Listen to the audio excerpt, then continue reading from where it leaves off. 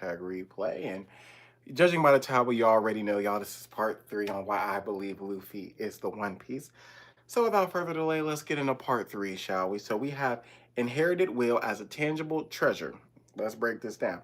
Inherited will, y'all. This is a foundational philosophy of the One Piece.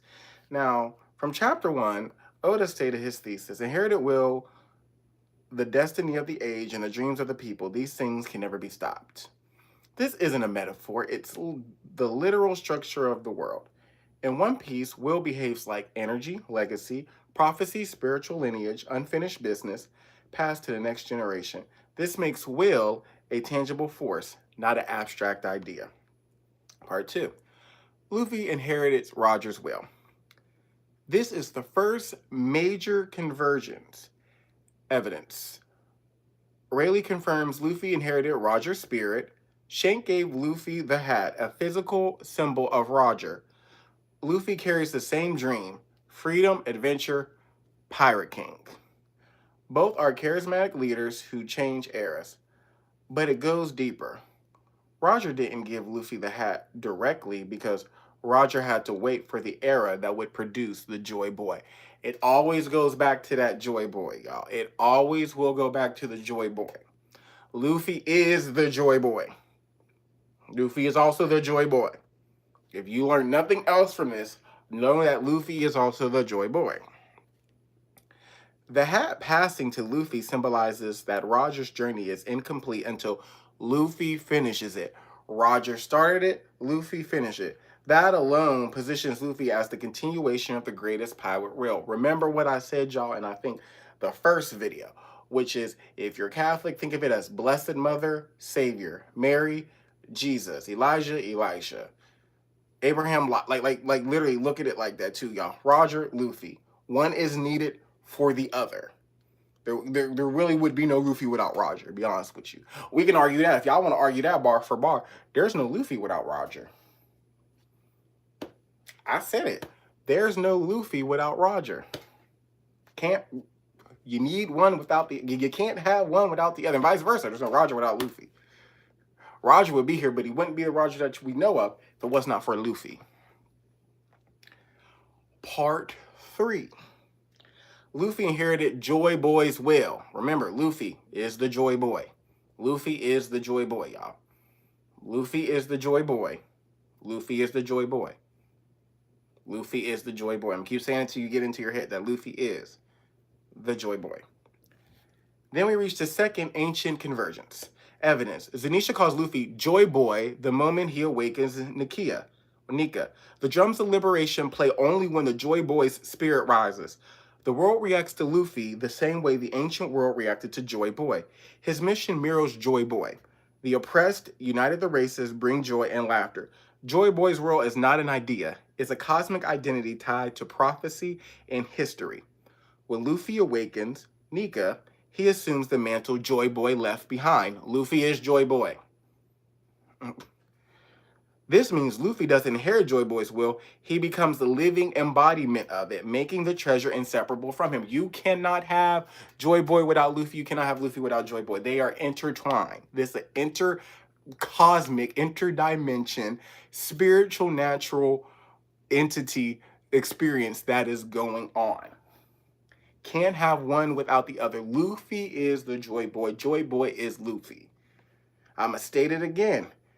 Zanisha calls Luffy Joy Boy the moment he awakens Nika. They're one and the same. So don't try to separate them. Now, Luffy inherits the will of D. Remember, his name is Monkey D. Luffy. Why you name a child Monkey? I don't know. I personally wouldn't do that. I don't think that's God's will for my life. That's not what I'm called to do. However, if you feel led to name your child Monkey, go right ahead. My blackness won't permit me to name my child Luffy, a Monkey. Luffy, yes. Monkey, no. That my blackness won't do that.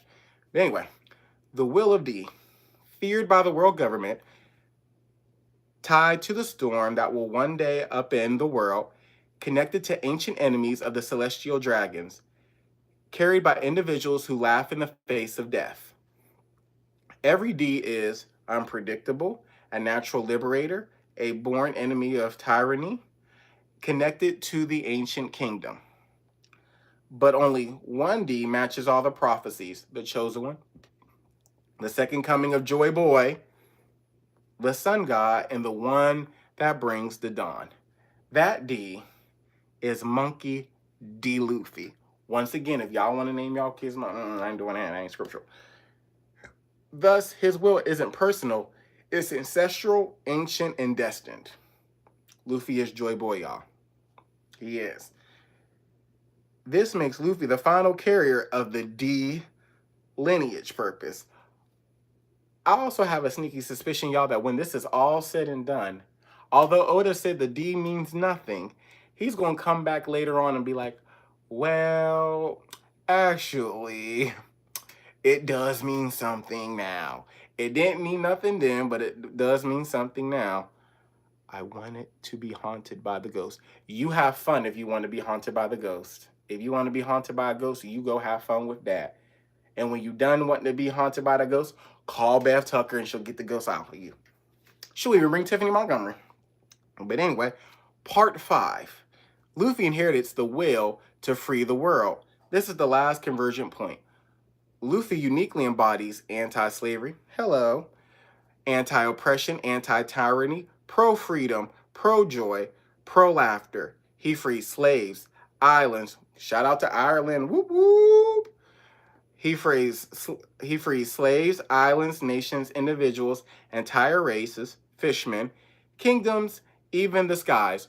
Y'all gotta remember, Mexico and Indonesia, they both wave that straw hat flag because of what the straw hat flag represents, because of Luffy. So everything I'm saying is being seen in real life when you have Indonesia and countries around the world waving the straw hat flag to let them know, hey, we're done with this. We're done with this oppressive system. We're rebelling. That straw hat flag means something. Just remember that. And then he is the purest expression of liberation in the world. This is not accidental.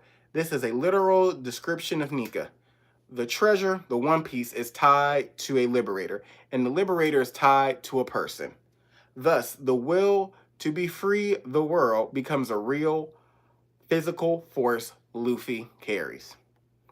Remember, y'all, if you Google right now countries that are using a straw hat, you're going to find a couple, and it's slowly starting to grow. It is slowly starting to grow. 6. Why scholars say the One Piece is a convergence of wills into one individual. The overarching theory: the One Piece isn't just treasure. It's the final unification of every ancient will into a single person, Joy Boy's successor. The ancient kingdom's will, Joy Boy's will, the D-Clan's will, Roger's will, and the world's longing for liberation all converge into one individual. That individual is Luffy, Joy Boy. This individual is Luffy. This fits because the treasure is incomplete without its intended receiver. The prophecy is incomplete without its chosen figure. The story is incomplete until the one who carries all wills arrive.